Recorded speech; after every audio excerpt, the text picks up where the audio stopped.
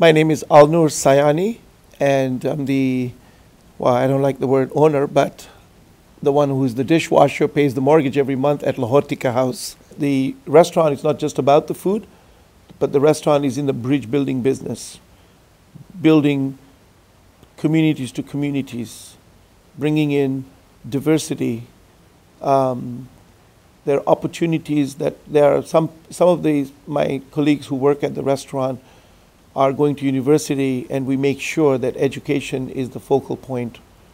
Without education, we're not really going to get anywhere. So this restaurant is about education. This restaurant is about building bridges with other different ethnic communities, mainstream communities, and that's what we do. I think the Pakistani community is rich in culture. They brought a lot of diversity from Pakistan. It's a very resilient community. It's an intelligent community. It's brought a lot of, they're hardworking.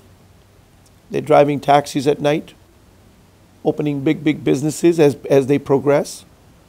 And so I think that the community's done very well. When I finally got my papers to come to Canada, I thought, okay, fine, I'll go to Canada, I'll look at all these things, and I'll come back. And once I got here, opportunities were there. I saw this is a young country, a country where generation to generations can grow. It wasn't the image that I had. It was much better than what I thought, you know.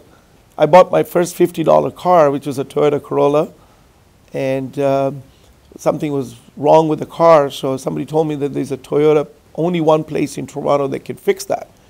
So I went up there, which is now Steeles and 404. And there was about 5 or 6 brand new cars sitting in the middle of the mud, and some Japanese people fixing cars. Never spoke a word of English. I never spoke a word of Japanese. And they fixed a car free of charge, and life went on. And that was just a dirt road. So that shows the progress that Toronto has made and the Canada has made. Nas Theatre in the 70s was the only form of entertainment for the South Asian immigrant communities, whether they're Indians or Pakistanis.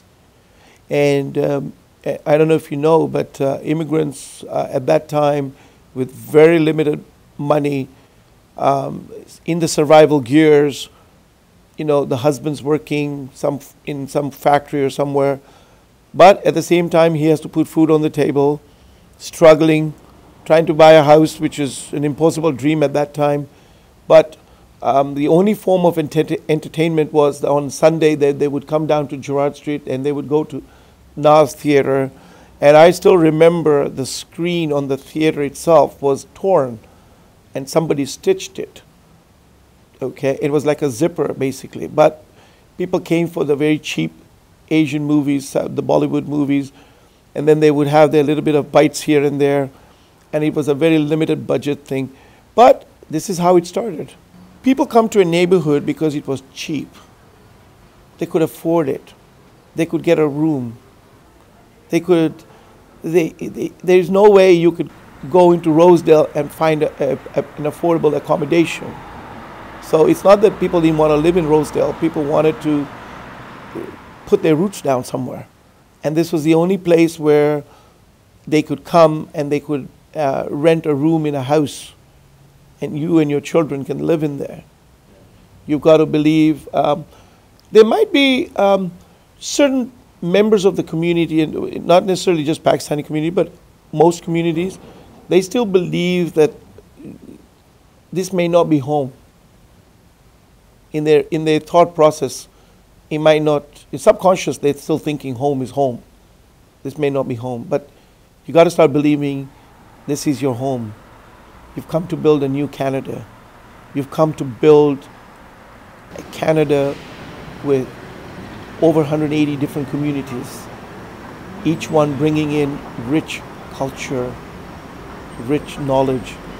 And now we have the greatest opportunity to, when you're living in the old country, and the comparison to Canada, we're living now with the greatest opportunity of learning how Argentina works, we can, how China works. We can learn everything right here in Toronto.